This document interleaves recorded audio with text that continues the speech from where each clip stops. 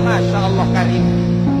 Indung namana tinggungana begitu diberi mahkota ku malaikat Jibril, bapana diberi mahkota ku malaikat Jibril, pelukan jeung anakna. Masya Allah ceng majeng abah masantrenkeun aceng teu sia-sia.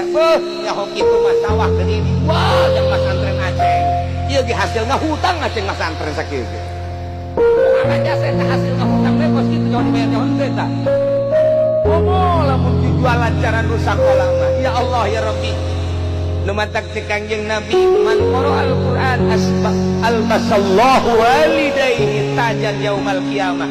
Sahaja lemah anu maca Quran Allah bakal mere mahkota ka indung bapakna jaga yaumal qiyamah. Dauhu ahsanu min dawi syamsi. Soalna leuwih caam batan caam panorpoe. Ilah ka